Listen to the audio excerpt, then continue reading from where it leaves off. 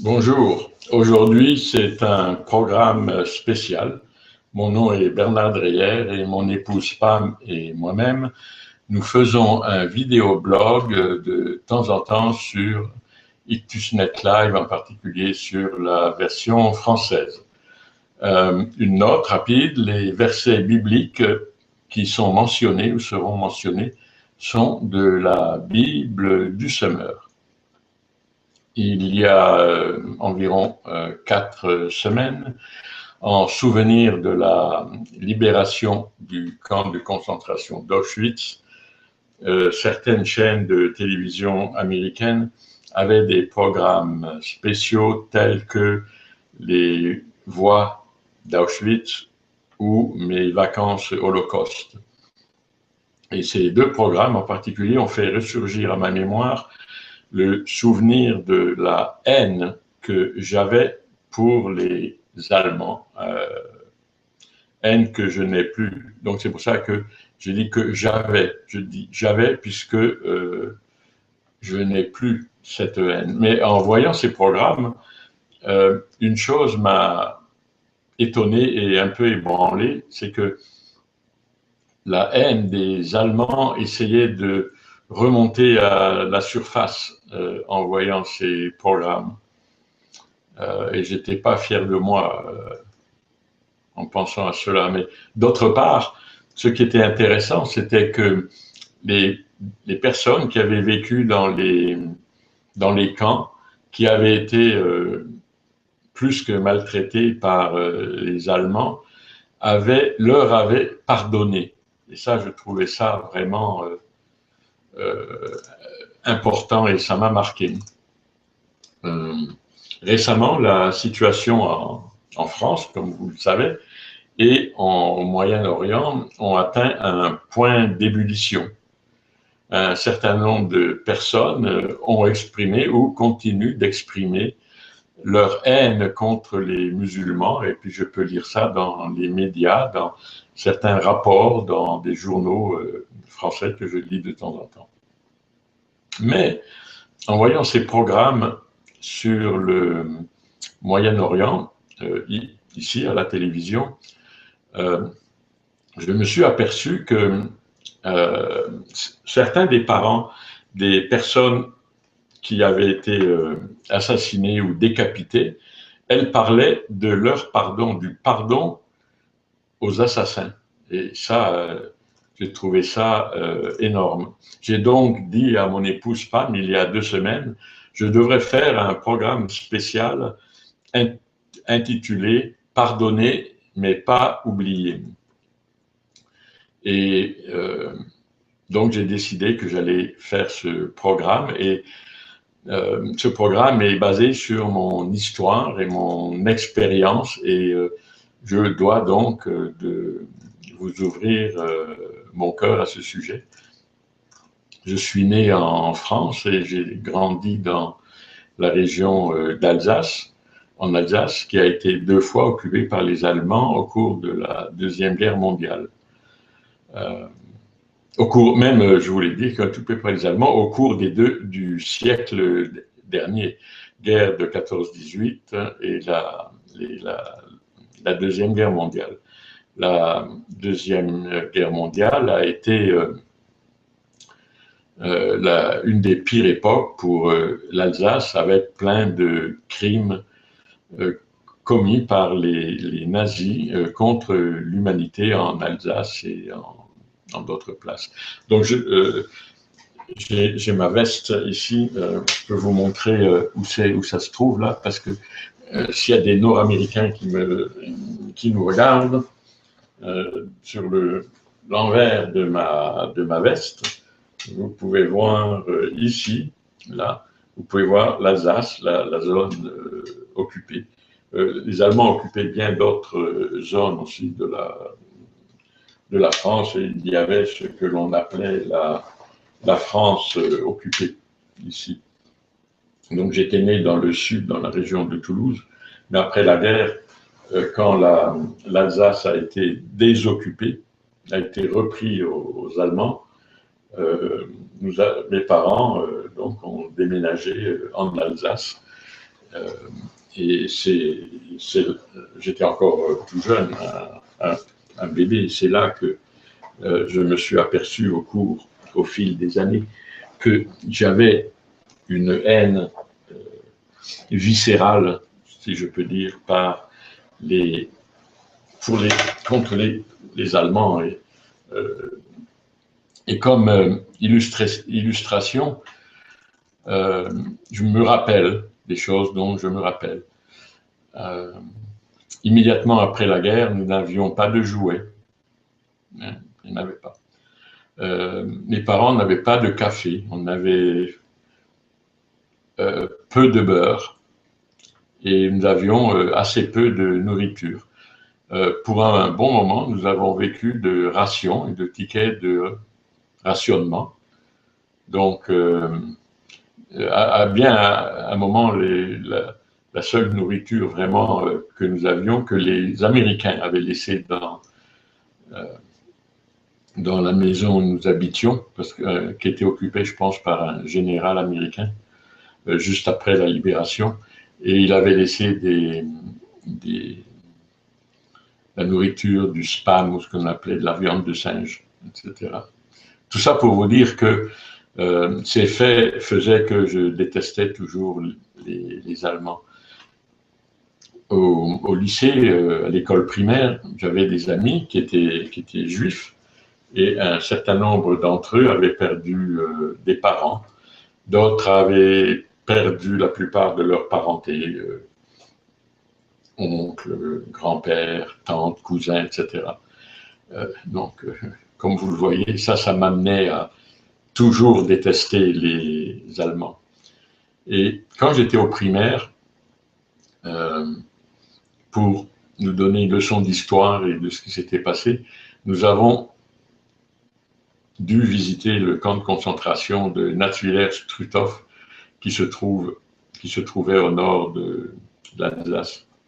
À cette époque-là, je ne sais pas où ça en est maintenant, mais à cette époque du camp, il restait juste quelques baraques où étaient les prisonniers, et en plus la chambre à gaz que j'ai dû visiter. Je suis entré dedans. Ça vous serre l'estomac quand vous voyez ça. Et une pièce où les médecins, enfin, ils se prétendaient médecins, faisaient des expériences médicales sur les prisonniers. Et le but, je pense, que de nous faire visiter ce lieu, c'était de plus jamais ceci ne doit arriver, plus jamais. Okay? Comme adolescent, je n'aimais pas et je détestais toujours les Allemands, mais j'avais besoin de petits moteurs à essence pour mes modèles réduits d'avions.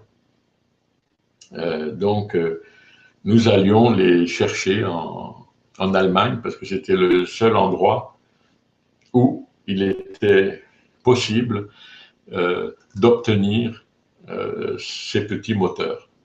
Mais cela n'empêchait pas que je détestais toujours les Allemands. Et, un peu plus tard, quand j'étais un jeune adulte, j'avais une certaine admiration, plutôt j'aimais les voitures, les Mercedes. Mais pour moi, ces Mercedes avaient un défaut majeur, qui n'a rien à voir avec la mécanique, avec le design. Le défaut était qu'elles étaient fabriquées en Allemagne. Mais comme j'aimais ces voitures, et si je voulais en acheter une, il fallait que je puisse rationaliser mon achat. Et dans ma tête, je me disais que ouais, c'est des voitures allemandes, des Mercedes, mais la plupart des travailleurs dans les usines de montage de Mercedes sont des Turcs. Donc, en fait, c'est une voiture turque. Donc, elle n'est pas vraiment allemande, elle est plutôt turque. Ça, c'était ma façon de rationaliser la chose. Mais en pensant à cela, j'avais subitement une idée qui me venait à la tête. Et les Turcs, qu'est-ce qu'ils ont fait? Les Turcs, bien qu'ils disent que ce n'est pas vrai, mais en fait c'est prouvé par l'histoire, avait massacré de nombreux Arméniens. Donc il n'était pas finalement meilleur que les Allemands de cette époque-là. Donc le résultat était non, pas de Mercedes pour moi. Alors, jusqu'à cette époque, je n'étais pas un chrétien sauvé, né de nouveau, mais j'essayais quand même de me débarrasser de cette haine pour les Allemands parce que je savais qu'il était mal, ma conscience me disait qu'il était mal d'avoir de la haine pour les Allemands malgré ce qu'ils avaient fait. Donc, avec tout mon esprit et mon âme, mon intelligence, etc., j'essayais de me débarrasser de cette haine, un processus à la fois long et laborieux avec beaucoup de rechutes. Un jour, je n'avais plus de haine pour eux, après j'en avais un petit peu, ça revenait, etc., etc. Donc ça m'a pris un certain temps pour me débarrasser de cette haine après toutes les rechutes que j'avais eues. Plus tard, en allant au Canada, je suis devenu un chrétien né de nouveau et cela m'apportait la paix, une vraie paix intérieure. Et lentement, j'ai commencé à pardonner aux Allemands. C'est ce qu'ils avaient fait. J'ai commencé à leur pardonner. Mais dans mon pardon, je ne voulais cependant rien avoir à faire avec eux. Mon but était leur pardonner et tout simplement les ignorer. C'est peut-être pas la meilleure chose, mais c'est ce que je pouvais faire de mieux à l'époque. Et un jour de neige à Montréal, au Canada, nous amenions à l'église dans notre voiture des personnes âgées, étant donné que nous avions une voiture avec des sièges qui chauffaient à l'arrière. Donc nous avions pris une dame âgée à son appartement ou à sa maison, et en allant à l'église, nous avons commencé à parler avec elle. Je ne l'avais moi-même jamais rencontrée, je ne la connaissais pas, mais Michel, ma première épouse qui est décédée depuis quelques années, la connaissait et lui avait parlé. Donc au retour de l'église, plutôt au retour entre la maison de cette dame et notre appartement à Montréal, Michel m'a demandé si je savais d'où la dame était, d'où elle venait. Ma réponse était je ne savais pas. Je n'avais pas été capable de reconnaître son accent. Je savais qu'elle avait un accent qui n'était ni canadien, ni américain, et ni français. Je me rappelle, je pense que nous lui parlions en anglais. De toute façon, je ne reconnais pas son accent. Et alors, Michel m'a dit, ben, tu sais, elle est allemande. Et Michel, elle connaissait mon amour pour les Allemands dans le passé. Donc, mais je lui ai répondu tout de suite, c'est OK. Elle n'a pas l'air d'être une mauvaise personne, bien au contraire. OK. Et au cours de voyages ultérieurs vers l'Église, elle nous a dit qu'elle avait quitté l'Allemagne, enfant, avant la fin de la guerre, pour le Canada, après la destruction complète de la ville de Dresde par l'aviation américaine. En fait, la ville de Dresde, à l'époque, était un centre important de production pour l'armée allemande, et afin de finir la guerre au plus vite, les militaires américains avaient décidé de détruire tout ce qui était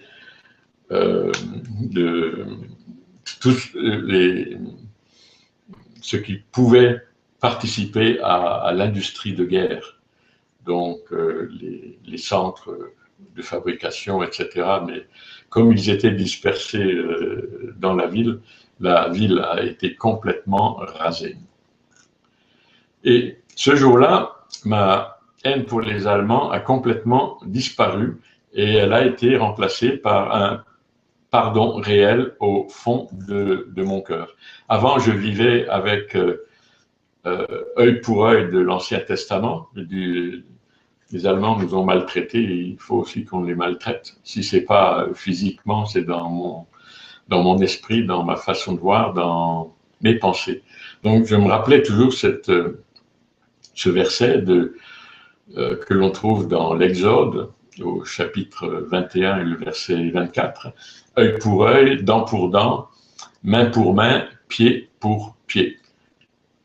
Et dont on reparle dans les évangiles, au 5e chapitre de Matthieu, au verset 38 à 42, que je vais vous lire maintenant. Vous avez appris qu'il a été dit œil pour œil, dent pour dent. Eh bien moi, je vous dis, ne résistez pas à celui qui vous veut du mal. Au contraire, si quelqu'un te gifle sur la joue droite, tends-lui aussi l'autre. Si quelqu'un veut te mettre un procès pour avoir ta chemise, ne l'empêche pas de prendre aussi ton vêtement. Et si quelqu'un essaye si quelqu'un te réquisitionne pour porter un fardeau sur 1 kilomètre, porte-le sur 2 kilomètres avec lui. Donne à celui qui te demande, ne tourne pas le dos à celui qui veut t'emprunter.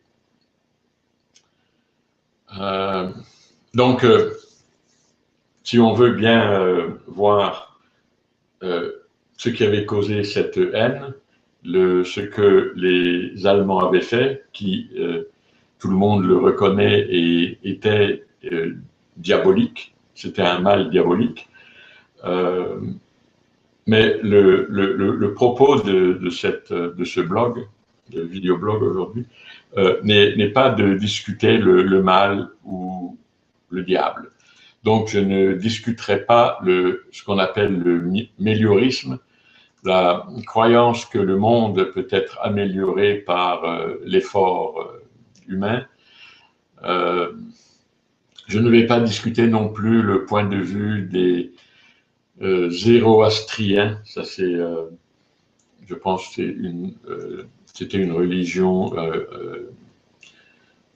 qui prévalait en Perse, ou les doctrines de Saint-Augustin qui sont basées sur le manichéisme, ou le mouvement cathare, dont le mouvement cathare, la guerre des Albigeois et tout ça, c'était quelque chose qui a eu lieu dans le sud de la France, entre Carcassonne et Albi, dans une région, près de la région d'où je suis né originellement.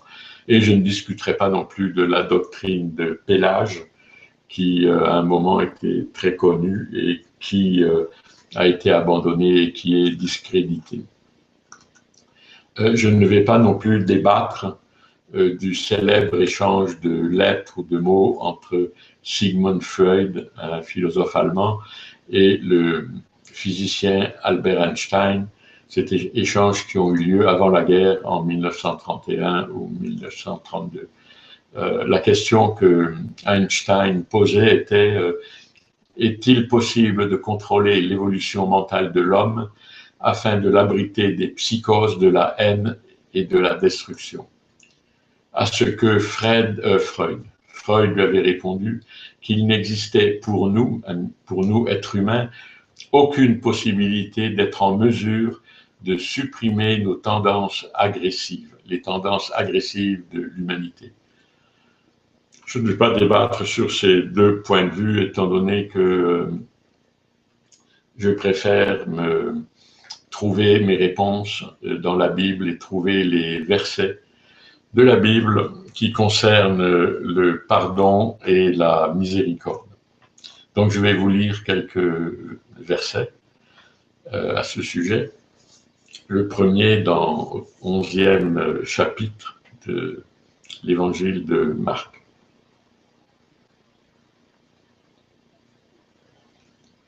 Au verset 25, on peut lire « Quand vous priez, si vous avez quoi que ce soit contre quelqu'un, pardonnez-lui, pour que votre Père céleste vous pardonne, lui aussi, vos fautes. » Ça, c'est le verset clé de cette vidéoblog d'aujourd'hui. Alors, je vais le relire.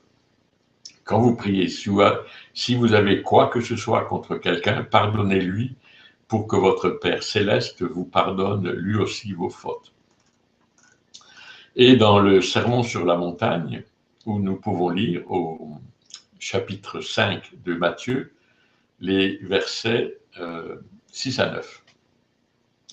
Heureux ceux qui ont faim et soif de justice, car ils seront rassasiés. Heureux celui qui témoigne de la bonté, car Dieu sera bon pour eux. Heureux ceux dont le cœur est pur, car ils verront Dieu. Heureux ceux qui répandent autour d'eux la paix, car Dieu les reconnaîtra pour ses fils. Donc plus loin, au verset 13 à 16 du Sermon sur la montagne, nous lisons: Vous êtes le sel de la terre. Si le sel perd sa saveur, avec quoi le salera-t-on? Ce sel ne vaut-il plus rien? Il n'est bon qu'à être jeté dehors et piétiné. Vous êtes la lumière du monde. Une ville au sommet d'une colline n'échappera pas au regard. Il en est de même d'une lampe.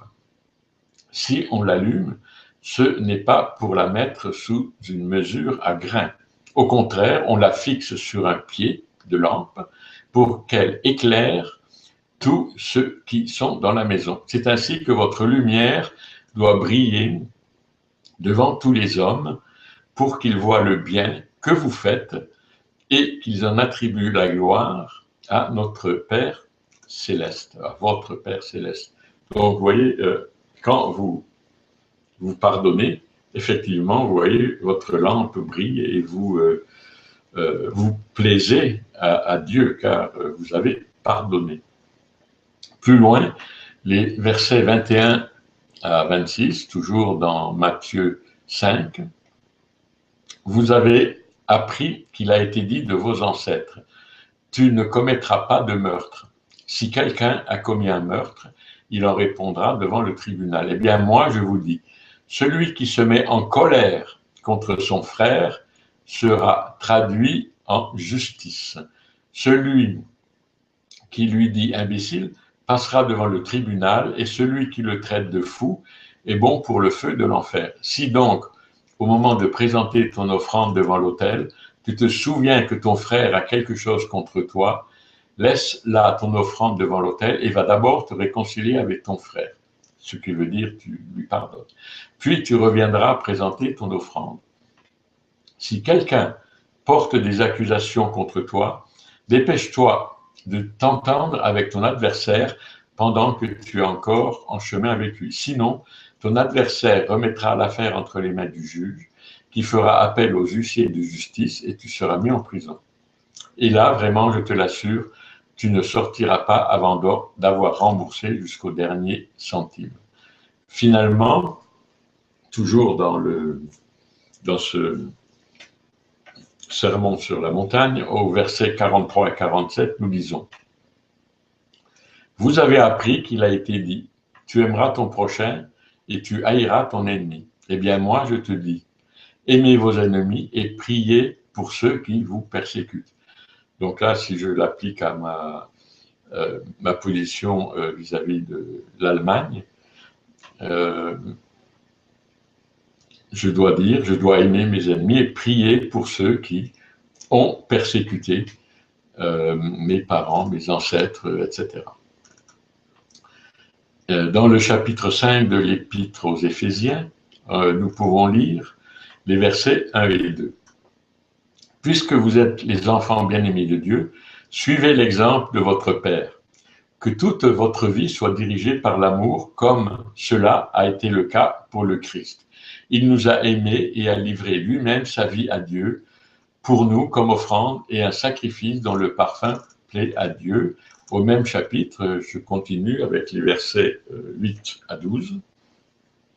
Autrefois, certes, vous apparteniez aux ténèbres, mais à présent, par votre union avec le Seigneur, vous appartenez à la lumière.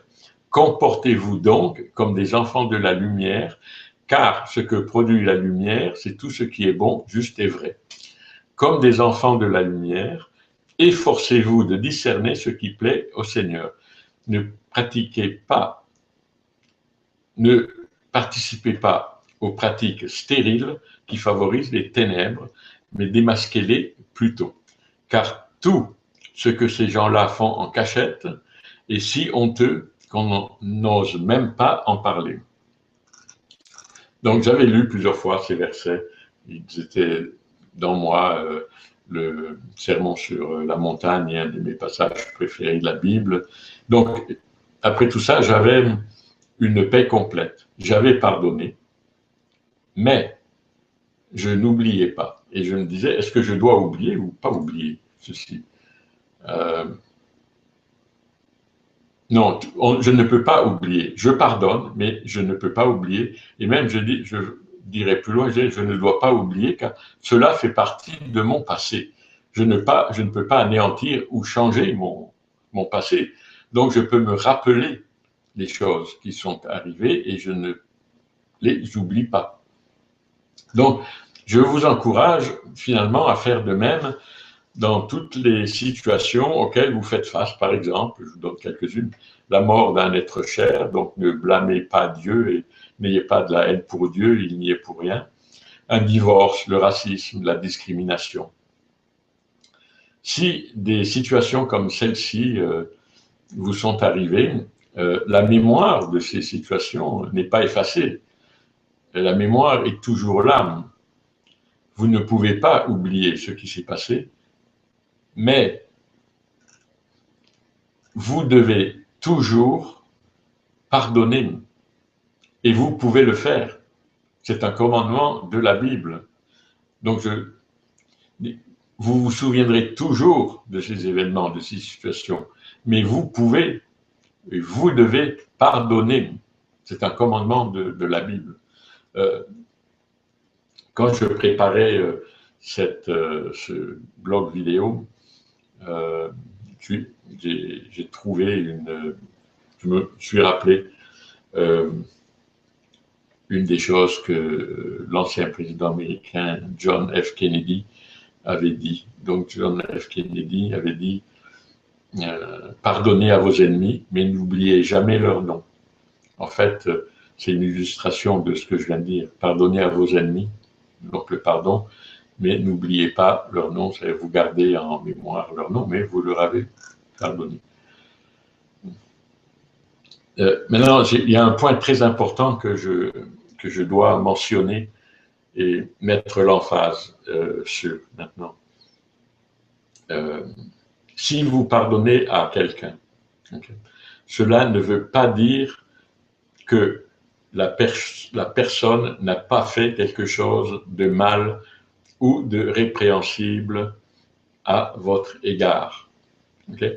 Cela ne veut pas dire du tout que vous l'excusez pour ce qu'elle a fait. Le pardon signifie tout simplement que vous ne lui en voulez plus concernant ce que cette personne a fait. Mais le fait reste que la personne a fait quelque chose, vous vous en souvenez, mais vous lui avez pardonné. Donc, et ceci, c'est vraiment important parce que il y a des gens vous enseignent que si vous pardonnez au nom de Jésus, que ce soit, ou vous pardonnez vous-même, que ce que la personne a fait a disparu et vous l'acceptez. Non, vous ne l'acceptez pas. Ce que la personne a fait est répréhensible et n'aurait pas dû être fait. Donc, vous ne l'excusez pas de ce qu'elle a fait. Mais le pardon signifie, comme je le disais plus tôt, que vous ne lui en voulez plus concernant ce que la personne a fait. Et pourquoi est-ce que nous devons pardonner? Avant de parler pourquoi est-ce que l'on doit, ce qui arrive si vous ne pardonnez pas, si vous pardonnez à une personne pour ce qu'elle a fait, cela ne veut pas dire que vous vous attendiez à ce qu'elle vous présente des excuses ou non.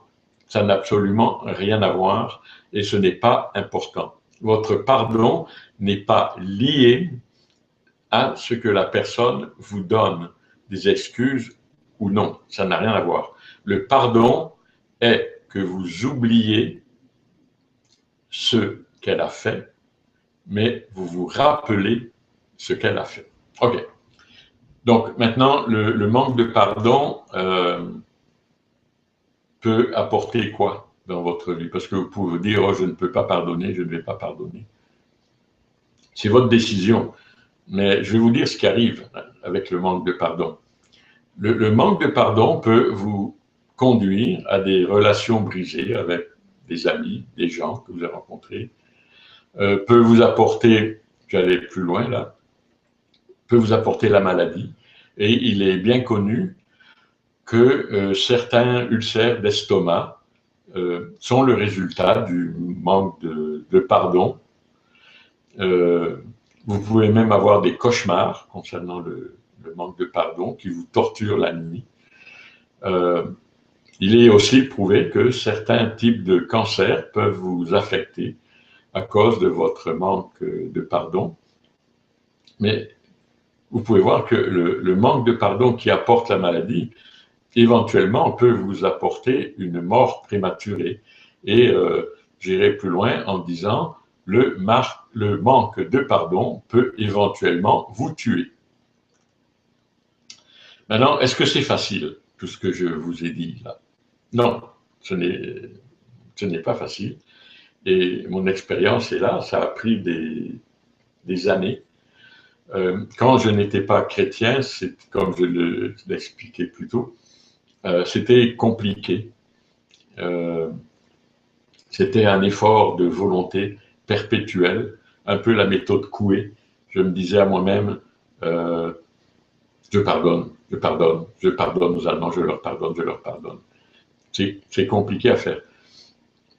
Mais quand je suis devenu chrétien né de nouveau, c'était beaucoup plus facile. D'abord parce que j'ai lu dans la Bible que c'était la chose à faire. Ça, c'est important.